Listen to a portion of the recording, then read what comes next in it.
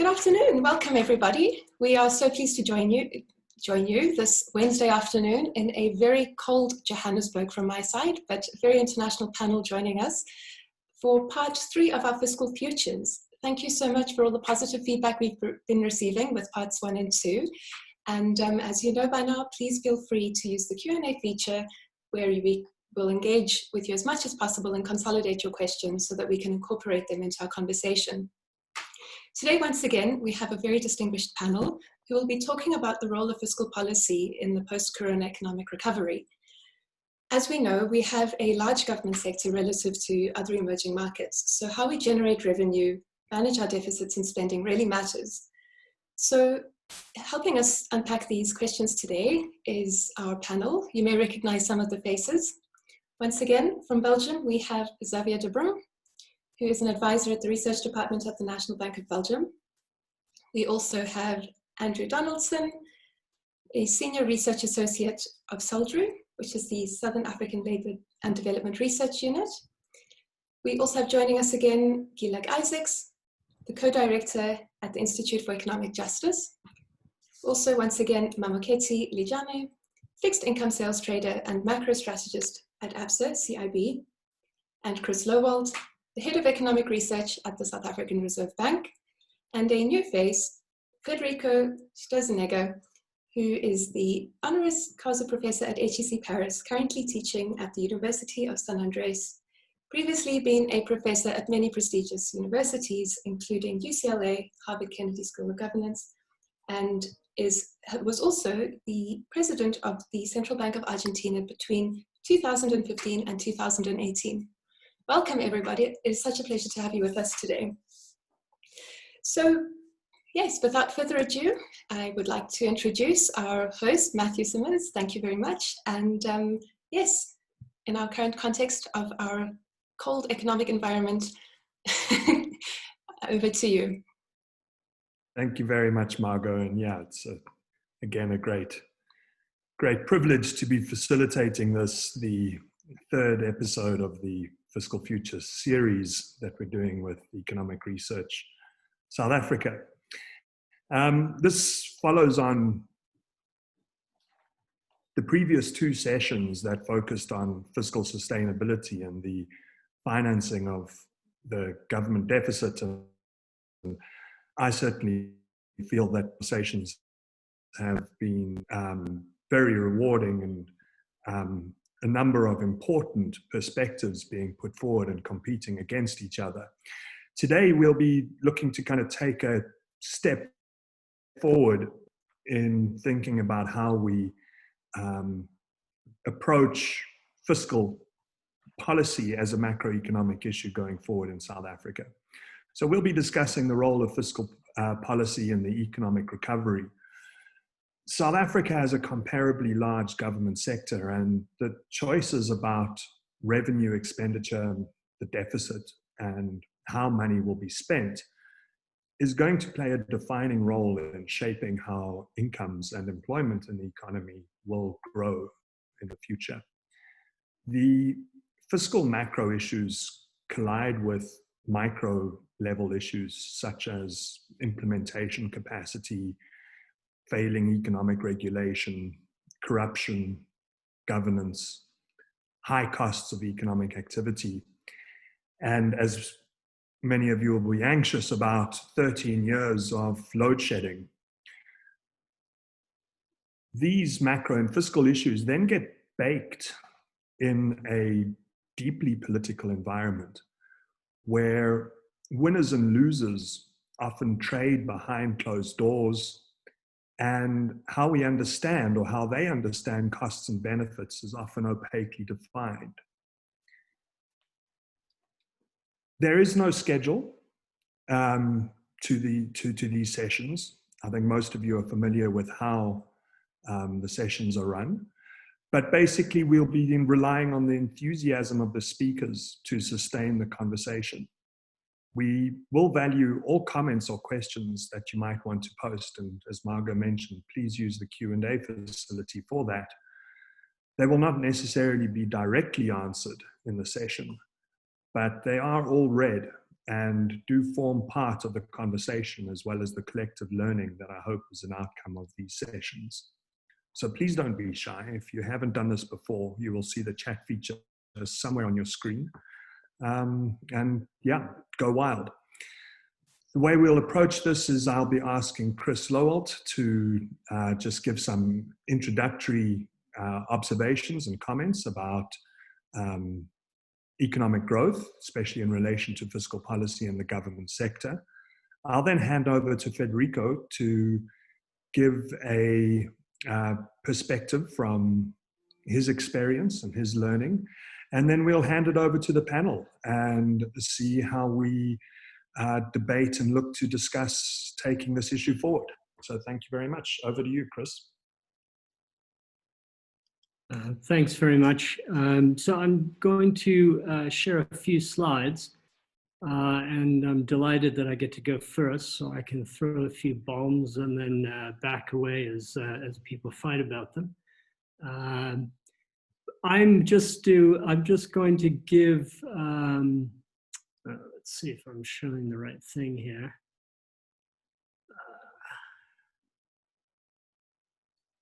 Okay.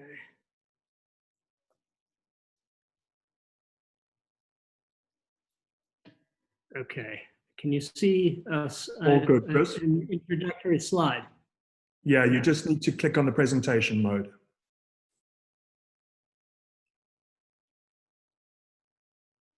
Great. Okay, so I'm just a very high level. These are more notes than a coherent set of analysis. I originally had about 50 slides, and I've cut it down to about 9 or 10. I want to make a couple of really kind of high level and basic points, saying something about what growth has looked like over the past 10 years. I want to make a couple of points about the role of macroeconomic policy, and I'll say a bit about fiscal policy, or show you a set of pictures about fiscal policy that I think are relevant. And I'll say a little bit about monetary policy. And then I'll conclude with a couple of observations or concluding thoughts that I hope will get people going a bit. Chris, before you do that, you're sharing your screen in presenter view, which isn't a problem, except I'm worried we might see your notes, and you know, you may have some offensive language in there that. I think you're going to have to see it like this. No problem. Cool. Because when I do it in presenter mode, then it blocks everything else off. Cool. So, carry on. That's all right. Can you see that slide clearly? Perfectly. Yeah. Thanks. Okay. So the first just very high level kind of point is that if you look back over the 10 years, growth really is essentially consumption and services led. The graph on the left is showing you what total consumption growth has looked like in index terms since 2009, relative to GDP and relative to gross fixed capital formation. And you can see that total consumption is really, has been essentially the strongest and most consistent riser of that particular breakdown. And that carries through in a sectoral way on the right-hand side, where, again, just very basic numbers here. I'm showing you what the sectoral breakdown is by primary, secondary, and tertiary sectors. And, along with the idea that growth is primarily a consumption and services led kind of thing, you can see that the tertiary sector is that dark blue line, and has very steadily grown over time. If you look at the primary sector, as we all know, a lot of different things are going on there, including big terms of trade shocks that have had an impact on the commodity export sector, but also quite a lot of agricultural movement. So that big spike in 2017 will have something to do with the way the agricultural sector has rebounded from the drought that preceded it. So there's a lot more volatility in those numbers, of course. The secondary sector, which tends to be the focus of a lot of the public commentary about growth, is of course where the manufacturing sits. And you can see that that has grown, but it's been pretty flat over the years, and certainly in the last 2 years has come down quite a lot. Of course, electricity also fits in there. So there's a lot going on behind these numbers. They're very, very high level. We've also seen imports far exceeding total output. That's the chart I'm showing you on the left. Again, these are just real indices of real growth. And again, this sort of consumption-led sort of way of thinking about growth features in the imports. And again, on the right-hand side, you can see how those imports relate to exports as a percentage of GDP. And again, you know, this kind of consumption boom that we've had for many years, certainly in the wake of the global financial crisis, fed its way through.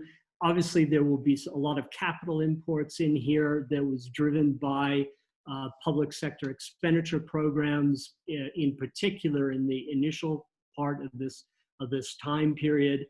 So it's not all consumption goods, but you can see that you know, we haven't in the post-global financial crisis period seen a particularly strong pickup in exports.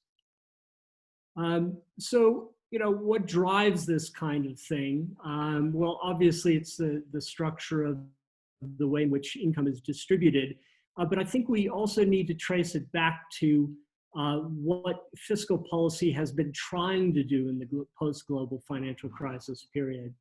And this graph tries to break that down into 4 quadrants, where we mix the cyclicality and against the output gap. So on the left-hand quadrants, you have a negative output gap, and on the right-hand side, it's positive. And then the top part of that of the chart is showing you this cyclically adjusted structural primary balance, where it's positive and where it's negative below the line.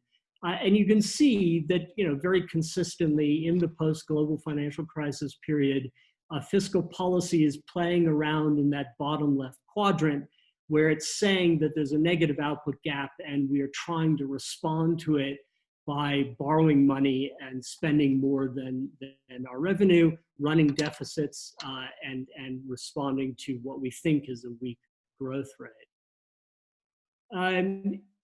This is another way of looking at fiscal policy. Here I'm showing you government expenditure to GDP on the left-hand side. And again, the same sort of story. I mean, beginning somewhere around 2004, government started to spend quite aggressively, and that picked up extremely fast in that 2009-2010 period as part of the response to the global financial crisis, and then continued quite aggressively through the rest of that period. My apologies, these charts aren't all totally up to date, but you get the general idea. When we break down expenditure, so this is real growth in selected expenditure items, you can see, this is on the right-hand side, you can see the very strong role that's being played by debt service costs. That's the red line. You can see that the compensation of employees rose quite aggressively in the immediate post-global financial crisis period, and has kind of moderated a little bit. But the point is, of course, is that these kinds of expenditure items have crowded out on the government's budget things like goods and services generally, and those are much lower. Goods and services is the blue line at the bottom. And the difficulty, of course, of this is that it fits into this sort of story about, well, what is, you know, how big is that fiscal multiplier and what's gone wrong with it? So we see government spending a lot, but we don't see it generating particularly strong growth rates in the way that, you know, one would imagine that the sort of basic Keynesian story is meant to work. So part of the difficulty, of course, is that tax policy it has been used to raise revenue and to try to close those deficits. So expenditure is rising, the economy is not growing as fast, you're getting bigger deficits, and tax policy has been used to respond to that. If you look on the right-hand graph in particular, again in that post-global financial crisis period, national government tax revenue is rising throughout that right-hand bit, even though the economy's growth rate is weakening. If you look at surveys of businesses, they say, well, tax policy is a problem, and this is the point we're trying to make. This isn't just perception. Tax policy is taking away, or has been taking away, income out of the economy and putting pressure on the private sector. So what is the state trying to do? Well, I'm not, other than being counter-cyclical, I don't really have very clear answers for that. It was trying to grow the economy. Certainly downsizing hasn't been a huge priority for government. So this kind of narrative that what's been going on over the last 10 years is that government has been pursuing austerity type policies to downsize just doesn't get shown up by the evidence. The graph on the left shows you where South Africa fits as along the proportion of countries as a percentage of GDP. So on the left-hand chart, what I'm showing you is the proportion of emerging market economies who have revenue and expenditure. Revenue is blue and red is expenditure, as a percentage of GDP at different levels. And revenue is kind of just to the right of that hump, but expenditure is further to the right. And you can see the vast proportion of emerging market governments are just slightly to our left. So it's hard to sort of make the case that South Africa's expenditure and revenue are somehow lower than they should be or lower than emerging market norms. And the same sort of thing is true when you look at debt levels. On the right-hand side, again, I'm showing you the proportion of countries at different levels of debt. And South Africa is further along on the right-hand side. So we are clearly kind of falling into this area or grouping of emerging market economies that has higher debt than the average. That has various kinds of implications, but the one I'm just trying to draw is that it's not very suggestive of the idea that government is sort of withdrawing from some kind of role in the economy. Now, I wanted to tackle another issue up in the last one of these seminars that I was in, which was this kind of argument that getting inflation wrong was part of the big fiscal problem that we find ourselves in now. And so we pulled apart some of the numbers to ask whether or not this was really the case. And I think there are two kind of broad observations that I wanted to put on the table. One is just simply that nominal GDP growth has been moderating for quite a long time. I mean, this goes back to sort of the mid-early 2000s. If you look at that left-hand graph from about 2009 on, again, you can see this kind of slightly more steadier pace of moderation in nominal GDP. Now, we've broken it down by the GDP deflator. That's the gray part of that column. And then the red is the real GDP. And then we've asked ourselves, well, what's happened to that GDP deflator, and how do you break that down or attribute the slowdown? And that's what I'm showing you on the right-hand side. So a big chunk of that GDP deflator, which explains a lot of the reduction in nominal GDP growth, although less than the reduction in real GDP, comes from the terms of trade. And very, very little of it comes from headline CPI. It is true that headline CPI came down more aggressively in the last 2 years, but it can't account for this sustained moderation in these numbers that we've seen, as I'm showing you on the left-hand side. So I think this argument that getting inflation wrong is somehow the biggest fiscal problem is not really borne out by a lot of evidence. I would also just make the point that getting inflation wrong generated a bigger positive fiscal response into the economy. And if we buy the story that we need much larger real growth rates of government expenditure, then what we should have seen over the last 2 years is a much stronger economic growth outcome. If your view is that there's something wrong with the fiscal multipliers, then you get the outcome you saw, which is a strong real growth rate in expenditure, but a weaker growth, real GDP outcome for the economy as a whole. So 2 more slides. So this one just says something about monetary policy. The point here I'm showing you on the bottom is the inflation rate, and then on the left-hand side is the output gap as a percentage of potential GDP. And this is just making this broad point that current circumstances are quite different from what we have tended to be in. So if you look at that left-hand smallest quadrant where the green dots are, that's where we are now, where we've got low growth and low inflation, and that's opened up the space for monetary policy to respond quite aggressively to the current combination of weak demand and weak supply, I guess, to some extent. What we tend to see, though, is that that's not the norm, and the norm is over on the right-hand side. We did have a bit of overheating. Those are those red dots, and that's essentially in 2007 and 2008. So as that kind of boom period was ending. But more often than not, we're around the blue dots. And the blue dots are showing combinations of a negative output gap, although it's pretty small, but a pretty high inflation rate. So this kind of traditional sort of Phillips curve argument that people like to talk about, well, if you just have higher inflation, you get better growth, it really isn't borne out by the empirical evidence. And in fact, now because the inflation rate has come down so neatly over the last 2 years, it's for once actually given us the monetary policy space to respond, and of course it's been used. So I've gone on for far too long already, but let me just end with this slide.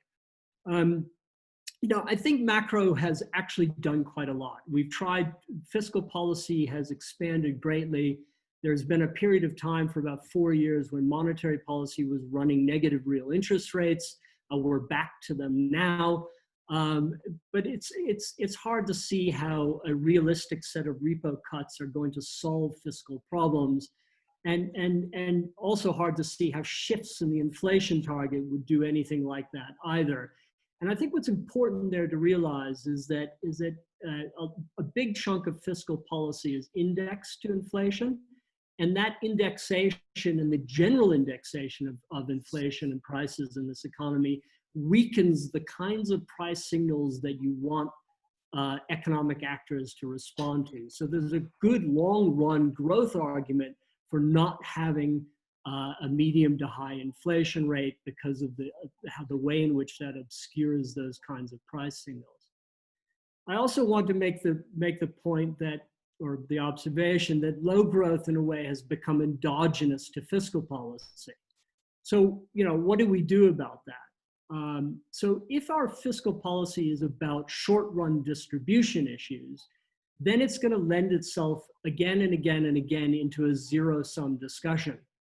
But if our discussion is about long-run development in fiscal policy, then we really ought to be talking about real GDP growth, the way in which that growth generates financing for long-run developmental needs. In that vein, I think the kind of fiscal discussion really ought to be about how to increase the efficiency of spending and how to channel short-term income pressures, which are legitimate, into longer-term developmental frameworks that the country can agree on. it also seems pretty important to focus on determinants of real growth rather than trying to play around with inflation and debt as ways of getting growth. And so the discussion about growth really ought to be about, well, why isn't capital growing? Why isn't there that kind of investment? How do you bring more labor into the labor market? So how do we increase what are very low participation rates? How do we get A going, and A's technology or productivity? And then, of course, what the literature has focused on increasingly over the last 20 years is the way in which institutions and microeconomic type policy decisions and frameworks impact on the growth rate. And that really ought to be what the discussion is all about. Now that we're having load shedding, I can make this point yet again. If you look at the economy generally, the place where we have a clear problem is in our network industries. We have incredibly weak supply. Energy is clearly there, but lots of demand. So if you want to get quick wins via infrastructure, via investment, solving that supply and demand imbalance would seem like a pretty obvious place to go and would certainly do a lot for pushing up those determinants of real growth. Sorry, Matthew, I apologize for going on too much longer than I wanted to, but there we go. No, thanks, Chris. I think that was very useful. I don't think that anyone felt you were carrying on a bit long. But I'll hand over straight away to Federico to give us some kind of reflections on what we've discussed and what you presented so far from his perspective and his pretty unique global experience.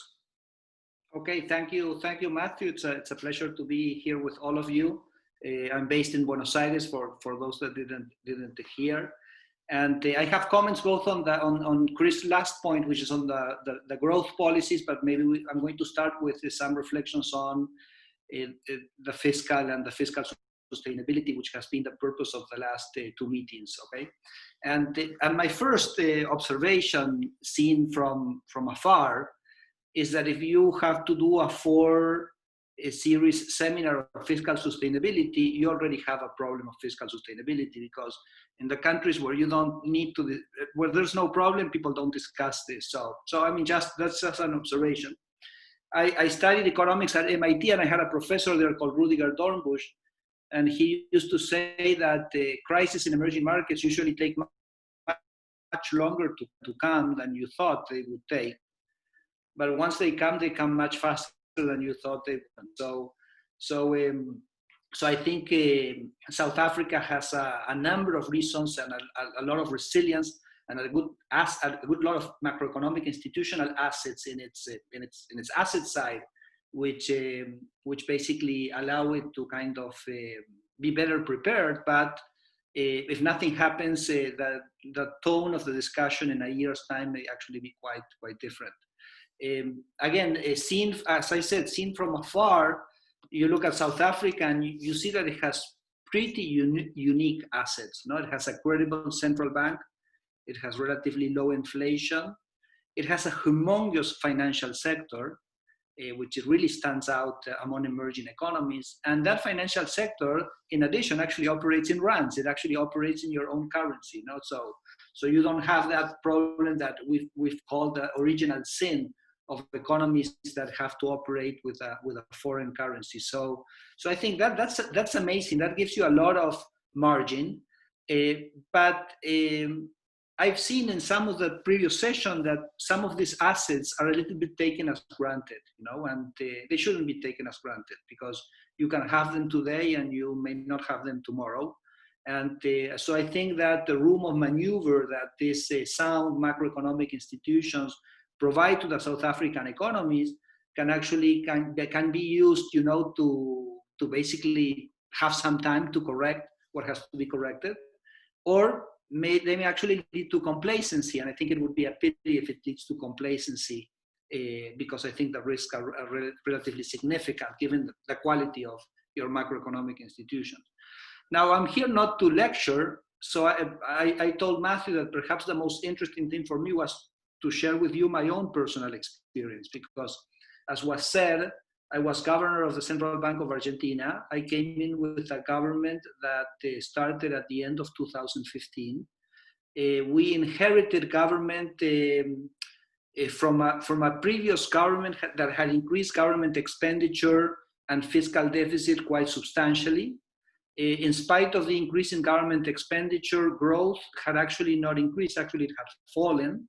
A lot of that expenditure was really associated more to political needs and lots of corruption, and so there was a lot of basically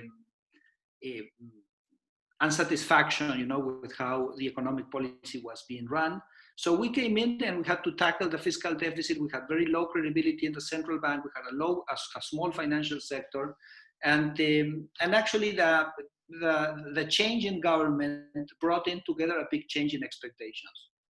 And the change in expectations basically provided ample financing for the government. And in the face of the ample financing, the government chose a path for fiscal convergence, which was going to be gradual, which was going to be slow. You know, so the financial sector was very supportive of the financing, but the financing led to complacency. And by the way, the financial sector was very supportive, but the real investments were not that supportive. It's like the real investments and you know, was waiting for a consolidation of the political change before basically investing heavily in the economy. Okay, so anyway, that complacency was used to be slow on the fiscal convergence, and 2 years later, Argentina faced a financing crisis. Okay, so a number of things happened. You know, there was tightening of monetary policy in the US. We had a big drought, but also we had won the midterm elections, and the winning the midterm elections actually reinforced the complacency. We basically interpreted the winning of the elections as an endorsement of the gradual fiscal approach, and we thought that we could continue. And we cite the menu of the things that happened in terms of the signals the government gave about that gradualism, and the persistence of that gradualism was a change in the targets of the central bank, which I was not going to mention, but I heard Chris making a mention to that, and I said, look, guys, that's a no-no, a total no-no, because if you actually change at some point the targets of the central bank, it's the whole credibility of your monetary system kind of is undermined. So if there's one lesson from my own experience, you never should go that way. Okay, so now the problem is that once we hit the financing problem and the financing constraints, you started into a vicious circle. Because what happened is that hitting the financing constraint basically implied that there were increasing risk and increasing uncertainties about the political process itself, and about the success of the new government, which was a more pro-market government. The government was pushing integration with the world, whether it would be able to sustain itself or not politically. And therefore, what you had is you had basically the investment backtrack, you have a contraction in investment, the economy was plunged into a recession, and actually what happened is that 2 years later, the government lost the election. And you had a reversal of the political process with the same political party that had lost the elections in 2015 going and coming back to power in 2019. So I think there's I don't want to be a bit dramatic here, but you know, the value, for example, of the stock market between 2017 and 2019 fell in dollar terms 90%, okay? And the real wages between 2017 and 2019 have fallen in dollar terms 70%. So there has been a tremendous backlash and a tremendous reversal. And for us who have been in that government experience, we really feel that that complacency actually implied a very high price, and that we should have stayed much clearer from those risks, not only because of the fiscal implications, because also it actually generated political implications. So perhaps that's it. It's a little bit like that there was never consensus to do anything with spending, and certainly people thought that taxes were already too high, so nothing could be done on taxes. So at the end of the day, nothing actually happened. And sometimes I think that in our case, for example, some of the business community, for example, in Argentina, we have a very large agricultural sector. And the agricultural sector was very keen in pushing for lowering taxes on the agricultural sector. And I think that perhaps their approach was a little bit too strong, and that if they would have been supportive of somehow helping the government to have a lower fiscal deficit, I think at the end of the day, the outcome would have been even better for them. So I think there is kind of a reflection that the society has to do as well, but it also has to go not only from the government, but also from the business communities in terms of how to build support to reduce the fiscal deficit. Two more final comments. One is on fiscal multipliers. Well, for us, fiscal multipliers really kind of were not very successful. They weren't very high. I think in the case of South Africa, it's easy for me to see that you're financing yourself domestically. The crowding out has to be significant. I'm not surprised that you haven't seen significant fiscal multipliers. So you've actually moved to higher deficits and actually growth has come down. I'm not surprised. There's a whole literature on fiscal multipliers, and basically if you do a fiscal adjustment, which provides the higher boost on growth, is a literature by Alberto Alesina and Roberto Perotti, some Italian economists. And for example, they find that when you do a fiscal adjustment, which focused on government expenditure reductions, that tends to have a positive fiscal multiplier. So I think that's kind of a literature and a discussion to be held. I also agree, or I basically had the same experience in Argentina with the Phillips curve. We were having a relatively tight monetary policy, which was bringing down inflation. When we brought inflation down, actually output started to grow, because in our case, bringing inflation from a high level to a low level has a huge supply side effect. So actually the Phillips curve was really not there. It was actually the opposite. Bringing down inflation actually increases growth. But again, I also had a little bit kind of the same tension that Chris was mentioning in trying to convince that having sound monetary policy was good for growth. And sometimes it's not so easy. The idea of the Phillips curve is so ingrained in the debate that it's sometimes difficult to push the point. And I finish with one last comment, which maybe is basically a bridge to my second reflection on growth. Is I've worked with a Harvard team in South Africa about 10, 12 years ago, and there's always, I've seen it in South Africa, it's common in Argentina and Latin America, that you want growth to be very inclusive. You want growth to be shared. You want income distribution to improve. And I think we all kind of agree with that objective. And I would say that there are policies which are somehow relatively obvious to provide both growth and inclusion. And for example, one such policies is education. And education is something that is basically directly related to growth, and it's directly related to inclusion and equality, because providing human capital, creating human capital to equally to all citizens, I think it's kind of an obvious way to increase growth and to increase equality. The same thing is inclusion itself. For example, the telecoms policies and digitalization are policies which are intimately related to growth and intimately related to equality. So I would like to see much more discussion into these avenues where you can at the same time generate policies that stimulate growth and at the same time stimulate equality. But maybe I can, in my second intervention, I can go a little bit deeper into that. Let me leave it at that here. Federico, thank you very much. I remember that first visit that the Harvard team did in the mid-2000s, and I think it was you. I don't know if Theo is with us today, Theo van Rensburg, but he would be able to confirm this. And I remember you at some point, I was the chief director of fiscal policy, and I was trying to explain to you, we were starting to run fiscal surpluses, and this was sufficiently counter-cyclical. And I think it was you who said, something about wanting to make the point that we were not utilizing the positive opportunity of the relatively high economic growth to build fiscal buffers And I think that you said something along the lines of, you know, you guys are partying.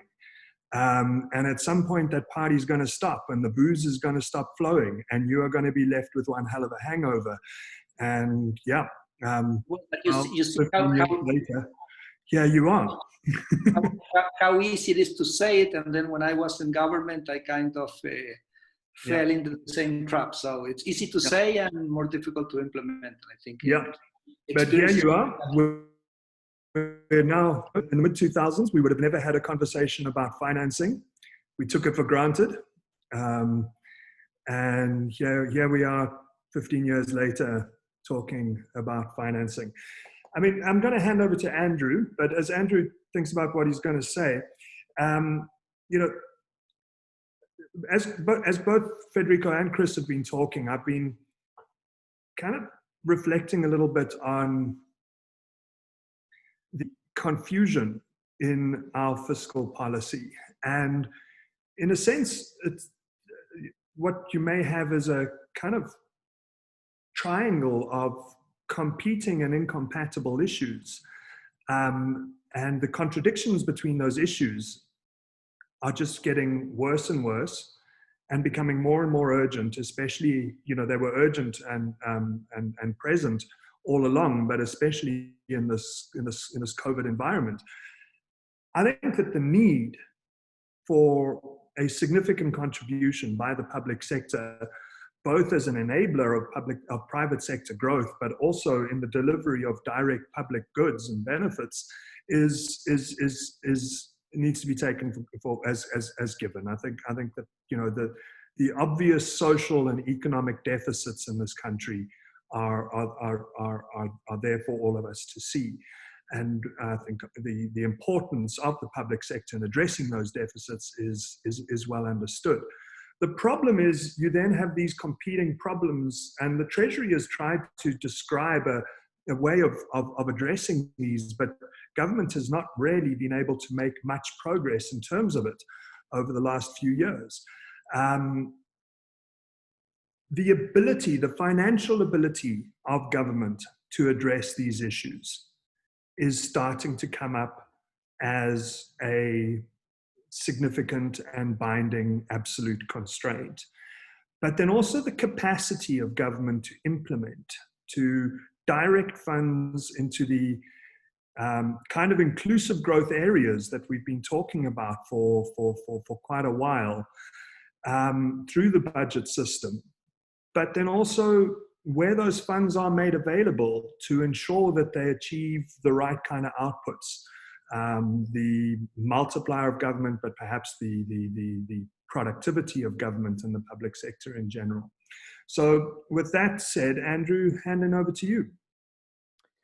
Hi, thank you, Matthew. Yes, well, I want to start with where Chris left off, which was his comment, which I think is very well phrased in his final slide, about how low growth has become endogenous in how our economy operates, but also in how fiscal policy is made. So I want to talk about the linkages between growth and fiscal policy, and in some respects just respond to Federico's concern that we are complacent about our fiscal stance. Nothing is further from the truth. We've had 5 years of very tough budgets.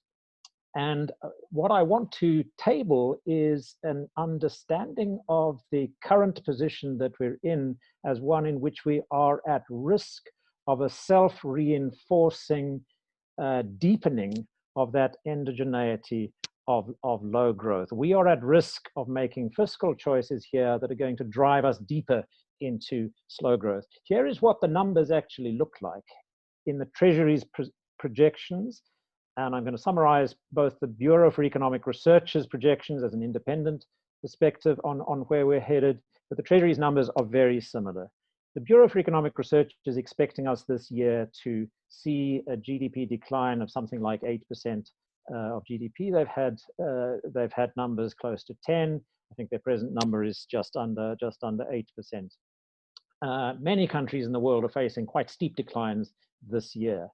But the really alarming thing is the outlook for the next 3 years. In the BER's projection, for 2021, 22, 23, 24, 25, the economy only recovers to the level of real GDP of 2018 in 2025. In the Treasury's own projections as well, an 8% or so decline this year, a 2.5% recovery next year, a 1.5% recovery the following year, a 1.5% further growth performance in the following year. The outcome of that is real income per capita down by 10% on its 2018 level still in 2025. So we have a growth outlook that is frankly terrifying. We know from the household surveys that have been done during this lockdown period that there is a far bigger hit on low-income households and incomes and on employment in the bottom half of the income distribution than in the top quarter or the top 10% or so. In other words, a bigger part of that terrifying decline in income per capita and growth and employment over the next 5 years will be visited on the bottom 2/3 of the income distribution. And in the BER's projections, unemployment measured narrowly rises to over 38% in 2025.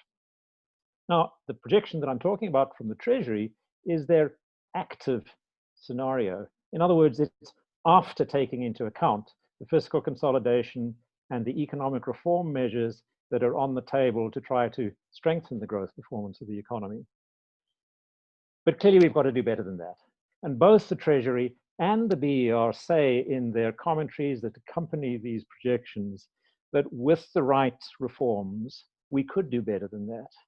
And our policy intent clearly has to be to do better than that. So what does that mean? How do we achieve a balance between growth and fiscal adjustment that will deliver more growth, get us the fiscal consolidation that we need, and put us on a footing in which we have a real prospect of recovering at least the level of economic activity per person, the levels of income per person of the economy in 2017-18 within 2 or 3 years and not 5 or 6.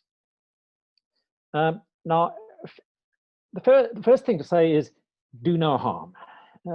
In these circumstances, don't do things that are going to drive you deeper into trouble. And here I do want to respond to Chris's comment, and he showed some very interesting, an interesting trajectory of how nominal GDP growth has come down steadily over time as GDP inflation has come down over time. And he's responding there to a point that I made in the first session of this series, which is that we suffered what I call a GDP inflation shock in 2018. And the shock was not that nominal GDP was coming down through the declining GDP deflator over time. It was that we didn't recognize it until 12 months after it had happened. In December 2018, the Quarterly Bulletin of the Reserve Bank and the Stats SA publications on nominal GDP told us that nominal GDP growth in 2018, and the first 3 quarters of the year's numbers were published at that stage, was 7%. In March 2019, the Quarterly Bulletin and Stats SA had revised that number down, 7% nominal growth to 4.7%. But the budget had already been prepared. The Treasury had prepared a budget in February 2019 based on an estimate of nominal GDP growth that was wrong by more than 2 percentage points, and wrong because the estimate of nominal of GDP inflation had been so badly wrong. Now, whether that's a statistical misunderstanding of what the impact had been of the monetary adjustments or the terms of trade trends, and I'm sure that Chris is right that most of that shift downwards in the GDP deflator in 2018 was a terms of trade effect. What lies behind that doesn't alter the fact that decision makers, the Minister of Finance, but not just Treasury decision makers, businesses looking at the publications of expectations for 2018 and 2019, nominal spending by households, nominal affordability of wage increases, was based on a full 2 percentage point overestimate of what was going on in the economy. So the lesson of that, main lesson of that, is obviously we've got to do better in getting our statistics right. But I do want to say that my interpretation of what happened in 2019 is that businesses, and very much the fiscus, suffered what I call a GDP inflation shock. They found that nominal growth in the economy, the affordability of wage increases, capacity to pass on price increases and so on, was substantially lower than they expected. And so we had a period in which the progress in bringing the budget deficit down that had been achieved between 2013 and 2017 was reversed temporarily. Now, the narrative has gained currency in global investment markets everywhere, in our own investment markets, that we are heading on some sort of fiscal path towards a crash.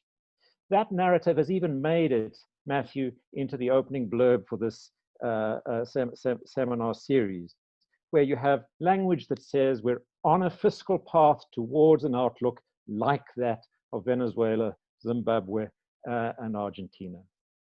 I don't think we're anywhere near the kind of fiscal and economic outlook that Venezuela, Zimbabwe, and Argentina faced. And I'm not going to go into the background of that. Those of you familiar with the histories of those economies know that really what I'm talking about is the fact that those economies suffered major economic policy coordination failures, major mistakes in public policy that contributed to the decline in investment, decline in economic activity, and ultimately, of course, the decline in their fiscal positions and hyperinflation. We're not in that position at all.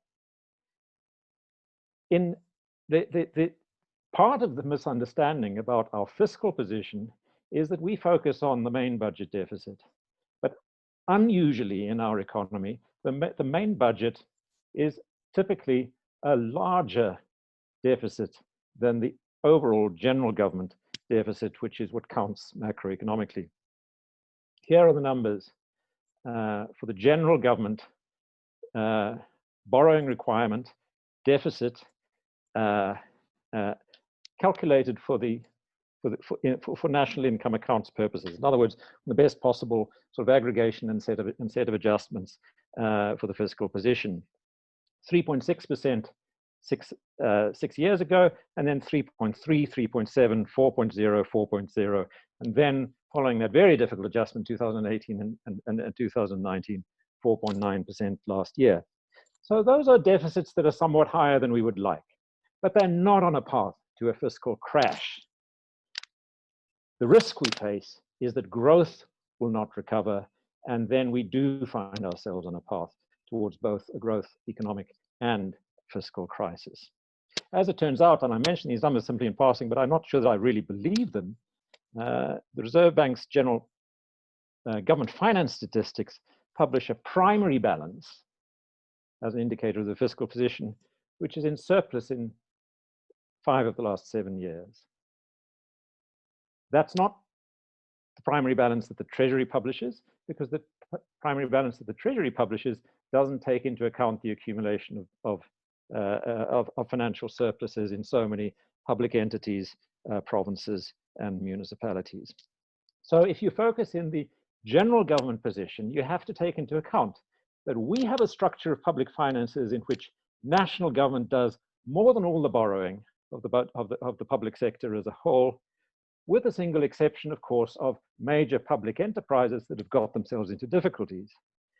But in the last 5 years, the national government has done a substantial amount of the borrowing, even for our major public utility, which has got itself into a financial mess and has had to be bailed out by government.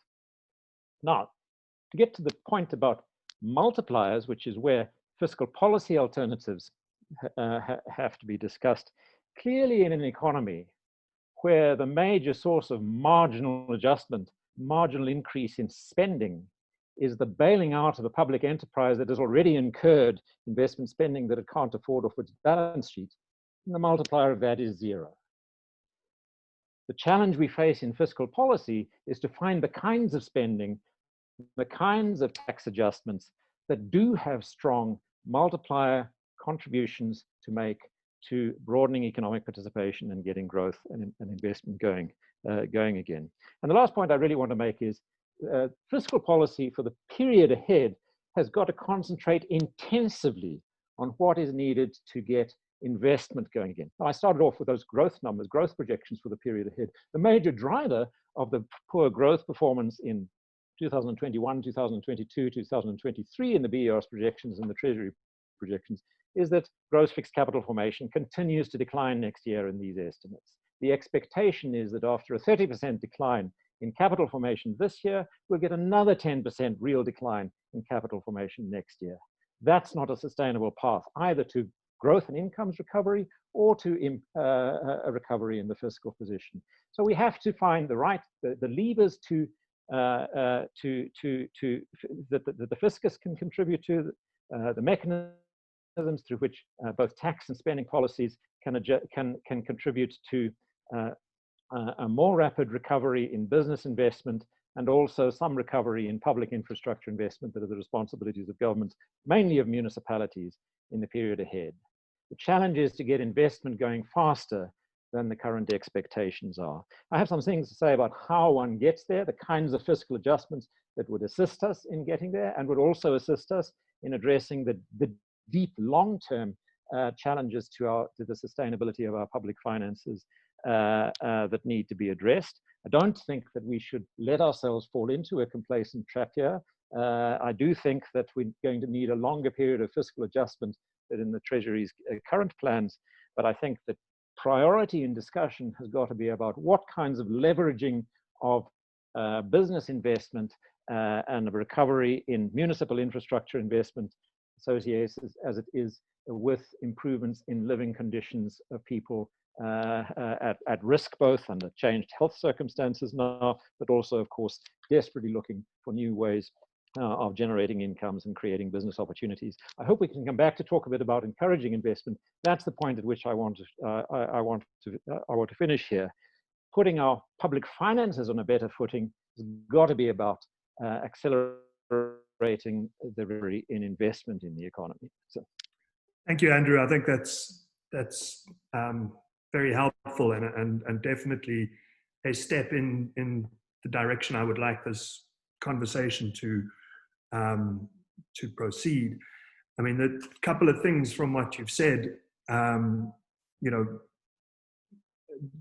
piecing together across your comments. The first is this idea that the economic outlook for the country is terrifying, I think is the word that you used. And the fiscal implications of that as a baseline have to be extreme, both from a financial point of view, but also from a service delivery and economic perspective. The solution, the progressive solution to these issues, to bringing together these contradictions in a reconcilable way, has to be about changing that economic outlook. And I think that that is a key point that has been made by government, but it's a key point that I want to come out of these conversations. And then, how one does that through a reorientation of spending within government, but also the broader economy, as Chris was pointing out, away from consumption and towards investment, where these kind of multipliers, but also enabling effects are much greater. And yeah, we'll come back to you on how we go about achieving that, because this is is a story that has been told for quite some time by government in successive budget documentations, and the illustrated impact has been something quite different. I think that, you know, a couple of Chris's graphs show how investment has in fact declined economically, but also within the public sector, despite this awareness, this understanding that physical investment, but also human investment, is where the structural priority for growth needs to come in. I think that, drawing from one of the comments made by the audience, we also need to recognize the government's regulation of the economy, and in particular network industries. You know, we are in a situation where real GDP growth is going to decline by nearly 10% of GDP. We have inflation of 3%, probably because administered prices are pretty high. I'm going to hand over to Gilad, and he's put his hand up, and then we'll go to Mamakete from there. Awesome, thanks Matthew, and apologies in advance. I'm due for load shedding, so if I vanish, we will have the illustration of the structural problems in the economy. I want to pick up on what you've ended with, Matthew, which is about the growth path and the role of macroeconomic policy therein. Just before that, I feel compelled to, as a side note, I think that Chris, in some of his opening slides, was a bit cheeky. And I just want to point to 3 instances. The first is that the only way to consider 2014 to 2018 as countercyclical is to include interest expenditure. Once you look at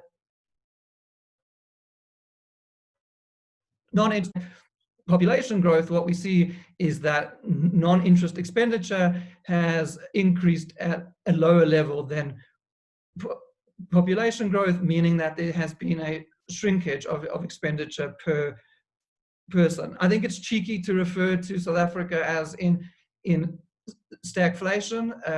The high levels of inflation which that refers to were in the US in excess of 10%. In the UK, inflation rose in the 1970s to, I think, 22%. So, you know, that also, and the last illustration is in your graph of illustrating where South Africa falls in comparison to emerging markets. The line on the debt graph was the, but where in your comments, perhaps completely by accident, you referred to the average, and in fact, South Africa is almost exactly at the average, whereas that line was the median. So anyway, I just wanted to point out to the audience that, in my view, some of those facts and figures should not be taken as uncontestable. What I really want to say, Matthew, though, is to say that, you know, I think when we're talking about macro policy and fiscal policy in the way forward, the starting point needs to be a consideration of what are we actually aiming for here, right? And I think in macro policy conversations like this, there's an implicit assumption of those without necessarily having those. In my mind, what we're aiming for is a structural transformation of the economy that is environmentally and socially sustainable. Okay, so a employment-rich structural transformation of the economy that is environment and sustainable, and that means changing some of those trends which Chris showed. For instance, the fall in the secondary sector. Okay, as an example. So what's the role of macro and fiscal policy in trying to achieve those? Well, in my mind, the attempt to achieve stabilization with low inflation, low deficits, low debt, liberalized financial markets as conventionally understood is insufficient. And essentially, both Federico and the Harvard panel, the Treasury, most predominantly speak in that language, right? That we have a macro policy aimed at stabilization, and then micro policy does the hard work of achieving economic growth. I would argue that that can both is both either insufficient, and that looking at stabilization plus, or that an attempt to the manner, not that the stabilization, but the manner in which we go about trying to achieve some of those can actually undermine the objectives I'm referring to. For instance, the use of the short-term interest rate as the main mechanism for controlling inflation. So what does this mean in terms of macro policy? To me, it means that fiscal policy should, or macro policy should directly spur employment where it is possible, resolve macro economic imbalances, whether that's inflation or our current account and so on, and advance employment-rich structural transformation. What I should have said by structural transformation is I'm referring to the sort of well-accepted concept of moving the economy towards more productive, higher value added, in our instance, labor intensive, and more diversified industry, which does not rely on the primary sector in particular. So in practice, in my mind, what fiscal policy aims to do is increase demand in the economy without unduly increasing our imports, and to expand domestic supply at the same instance. This the expansion of domestic demand and domestic supply as either opposing or being achieved by two separate arms of economic policy, in my mind, is a mistake. And I think we already implicitly, in certain instances, agree on this point. If you take infrastructure spending, right, it increases domestic demand, it absorbs labor, and increases labor capacity, it expands supply in the economy, and it can lay the basis for sectoral diversification. So in my mind, investment expenditure is an example of a type of government spending which aims to achieve the policies which I'm referring to. But too often it's left there, right? Because there's this mythology of getting the environment right, and business will invest, and it'll magically grow in an equitable way. And in fact, if we use the same criteria,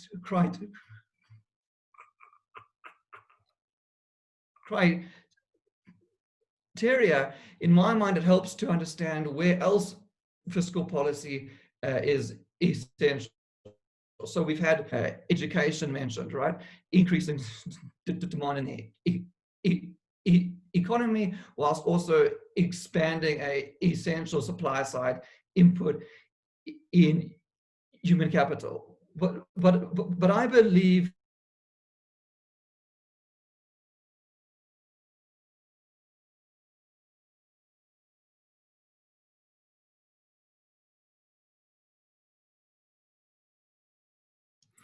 that wasn't an intervention by me. I am back. Thanks, Matthew. I was making a point that I will round off. Yeah, I've spoken a lot. I'll just end, Matthew, by saying, I think there's a whole range of fiscal policy interventions which can be viewed in this way, and which actually point to a relatively expansive role for fiscal policy. We can have a debate on the multiplier. We had this in some ways in the first session.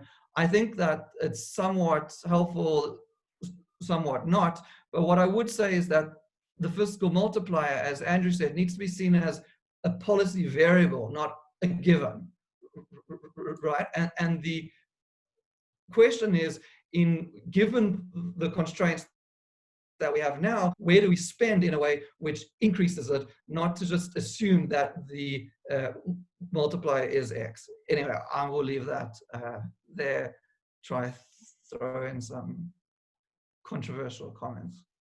Thank you very much, Gilad. And yeah, I mean, that is a very useful contribution, definitely gives us a lot to think about. I mean, as someone who was involved in the Treasury's message for many years, it's the impression that we gave, then we somehow failed. If the impression that we gave is that aggregate demand and aggregate supply responses, or demand and supply responses, investment versus consumption, were kind of mutually exclusive competing issues, then I think we probably failed in addressing the nuances, because certainly the issues take place together, and there are reforms that are required on both fronts. Where we've definitely failed in the budget, and this is something maybe you want to come back on, is how you reprioritize. Given that in the short term, this is pretty much a zero-sum game, how does one balance against a shift from consumption towards investment?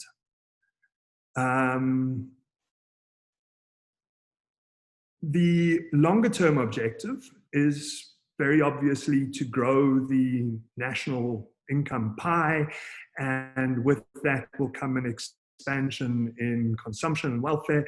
But in the short term, there's this kind of competition between the two within a defined financial environment. And how do we think about that? I think that Chris's graphs were quite useful in terms of putting that down. I mean, one way of thinking about it is that the financial constraint isn't quite as binding or as important as we take for granted. Was involved in the orthodoxy of this, like myself, tend to overreact about how that looks, and maybe that's something Andrew might want to come into when he reflects on infrastructure. But on that note, I'll hand over to Mamakete. Hi. So, wow, after all those people, I don't even know where to start. So, I mean, I've just got a couple of points to make, and at least like I've got a lot of material on which that's been provided by other people on which to build a commentary. So, I mean, I think for me, I was very intrigued, and not because I've got a view one way or the other, by Andrew's statement that South Africa is not going to end up as a Zimbabwe, Venezuela, or Argentina, because there's no chance that we would make a policy coordination mistake or mistakes the likes of which those countries made. It's not to say I think that Argentina or Venezuela or Zimbabwe is the final destination for South Africa in any way, because I do recognize that there are profound differences between those economies. But I'm really interested in why he would make that statement so emphatically. And I mean, I suppose like building into that is that, I mean, the debate that we're having now, we're having a similar one 5 years ago, maybe with a lot less intensity, but arguably the whole idea and the whole issue of fiscal sustainability has been alive for some time. Or at least the sense that things were sort of evolving in a problematic way. And yet here we are. And you know, so arguably there have been some policy mistakes that were pretty big that have already been made. So it's interesting for me. So Andrew, if you could return to that later, I'd be very interested. And then the other point, I suppose that I sort of wanted to make, also feeding back from what Andrew said. So Andrew said South Africa's problem is that you have low growth, and as a consequence of low growth, you have fiscal crisis. It's not that you have a fiscal crisis of some sort, and that manifests in low growth. So, I mean, on that one, I would like to say I agree. I disagree straight up. And there's the reason for that is that when you think about a fiscal crisis as a point of default, obviously that's a very, I mean, the road between where we are to that point is very, very long. But between sort of like a place where you have interest rates in your economy that are making it difficult to make policy decisions that are optimal for your economy, you're there and thereabouts. So, you know, I would say when you have rates at a level and financial conditions at a level such that it makes it difficult for a government to execute on the optimal mandate for its citizenry. So at some point you get to a point where your debt service costs are 25% of GDP, you know, then you're struggling to deliver services, you're struggling to deal with poverty, etc. You might not be in default, but surely that would be characterized as a fiscal crisis of some sort. So I think we need to, when we think about where we are, in order to prevent ourselves from being complacent, we need to think about the whole spectrum of fiscal stress. And at the point at which your fiscal position is making it difficult for businesses to invest, your crowding out is such that you can no longer be able to deliver infrastructure at a price that is affordable, and at the point at which you're running the risk that you will struggle to deliver basic services that a government has to deliver to its citizens. You've got to start to think about, like when Federico started by saying, if you're talking about fiscal sustainability in a forum like this, you're there. And I think we need to realize that is the reality. It doesn't mean that tomorrow we won't be able to fund ourselves but until we get the sense that the urgency is about now and there is no runway to be complacent, I think we run the risk of making bad policy decisions. So, you know, and I think the one thing that I sort of shared earlier to the panel was a chart that shows you how quickly your debt service cost can rise once you are beyond a certain point. So market access is no longer something you can take for granted. So once you're non-investment grade, you get downgraded 2 more notches. Maybe you're still funding, but then your growth dynamic is such that the chances of deterioration and thus getting yourself downgraded once more, and your cost of funding then is growing exponentially. So you've got to realize that you're not in an investment grade where you can get downgraded 3 notches and your cost of funding rises 50 points. At this point, each notch like costs you 100, 150, 200 points. So, and for me, I think that's where I would fundamentally, you know, have a sort of different view as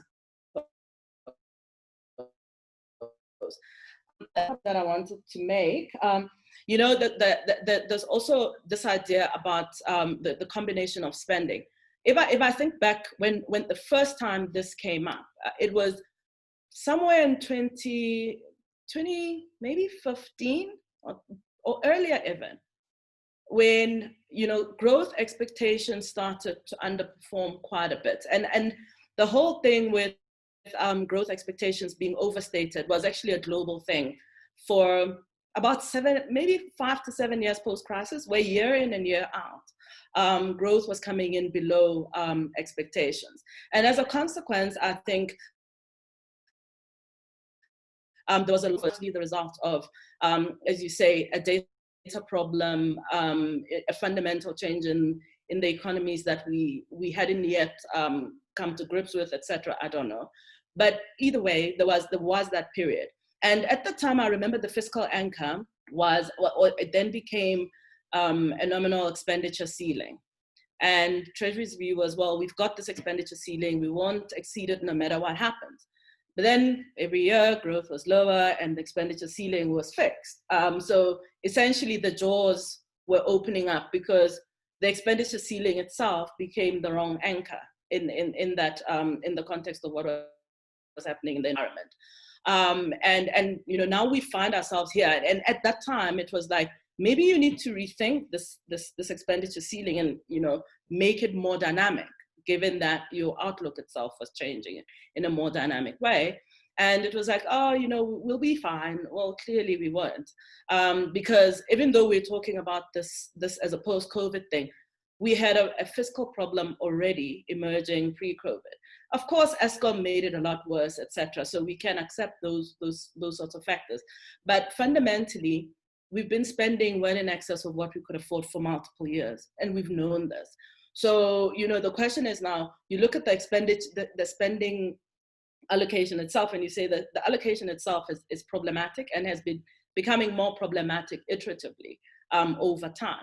So, you know, if you think, well, we can do that, why have we not done it yet?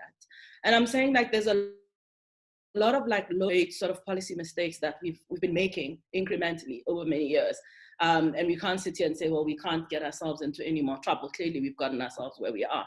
And the final point that I would like to make, I mean, this was, of course, about COVID, etc., is that to the extent that you don't have policy space, your ability then to respond in an environment when you're in a crisis is obviously hugely constrained, as we are seeing now. If you look at the fiscal risk, wasn't as big as what one would have wished. And in fact, you probably need to have a lot of like your fiscal expenditure to remain quite robust in the next year and the year after that. But because we went into the crisis with the debt levels where they were, with expected deficits where they already were, our ability to be responsive in a way that protects the most vulnerable in the economy was hugely constrained. And it's only going to become problematic over time. My worry is that, you know, maybe we weave our way through the current stress, but we know that these things are cyclical. In 2 to 3 years, we'll have another shock or another global slowdown or something, and we will only be in an even worse position at that point if we don't do what we need to do now. So what I'm arguing is 2008 started to rally through that crisis because we had the fiscal space. 2020 is not panning out to be so great. And if we go into yet another problem, even a generalized global slowdown, even if you have like a generalized contagion from emerging markets because some stress pulls up somewhere, you know, it eventually comes back to us. And I'm saying in that environment, let us not say looks like default. Stress looks like where we are now. This right here where we are feels quite a bit like a fiscal crisis to me. And all we're saying is it deep or is it shallow? And what we need to say is we don't want it to deepen. So that'll be my comment. Thank you very much, Mamakete. I mean, I particularly like the point you're making about you need to calibrate fiscal policy to the economy that you have. And in some ways, well, in fact, maybe this is the original sin, is that we've been setting fiscal policy for an economy that has failed to materialize. And for some reason, we've done that consistently, a decade, maybe more. And linking that with the idea of structural reform to achieve the economy that we feel we deserve and are able to realize. but the failure of those reforms to take place. And as a result, we end up with a policy that is orientated to or calibrated to an economy that has failed to materialize. Now, how do we break this? Because either we're going to take some of these reform issues and move forward with them and realize positive economic gains from them, or we're going to have to make fiscal policy differently, because in my view, as I think you've been saying, we are now up against that financing constraint. And if you think about some of the graphs that Sapiso put up in the last session, quite severely up against those. I'm going to hand over to Xavier for his reflections on what has been discussed. Well, hello everyone, and thank you again for your kind invitation. I must say that I've been extremely interested about what the different panelists had to say today. I think in the first two sessions of this series, what we've heard is that indeed, after the COVID shock, we needed to have an entire policy mix, both monetary and fiscal policy, that was very supportive of the economy. There was broad consensus on that. Perhaps in the second session, there were more contentious arguments about whether monetary policy was somehow kind of a magic wand that would help fiscal policy do the right thing. And for some of the people and the panelists that we heard at the time, do the right thing was essentially throwing money at the problem. Today we've heard things that were very different and which I think are very very consistent with any diagnostic of what's currently going on in the South African economy and in other emerging markets, but in South Africa in particular, which is that I found the discussion, contrary to previous times, was very structural, very supply oriented, and I think this is where the debate should be. And just to give some international context to the discussion we're having, this is exactly the kind of discussion I had yesterday with my governor when we discussed the messages that we should try to put in the next annual report of the bank. And this is exactly the kind of discussion we had. I mean, the role of fiscal policy post-COVID that we had in the Monetary Policy Committee of the ECB in the context of the strategic review of the monetary policy framework of the ECB, where essentially we have a new working group that will specifically look at the interactions between monetary and fiscal policies.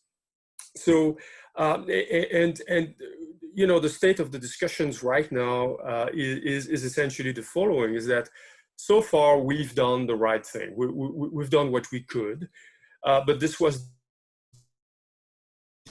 the easy part. It was with funding. It was about you know, raising salaries for nurses and doctors. It was about protecting the incomes of the self-employed whose businesses was affected by the lockdown. It was about, you know, protecting the unemployed by giving them unemployment benefits. And of course, it was also about letting automatic stabilizers play fully. That is essentially not even trying to combat the revenue losses that we were experiencing. So most countries, both emerging and advanced economies, essentially now find themselves with deficits they haven't seen in decades, if they have seen such deficits. So if I think about my country, Belgium, I mean, we have to go back to 1982, 83 to see deficits of that magnitude.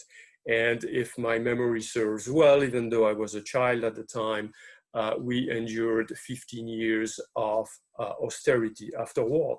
So of course, the R minus G was very different at the time.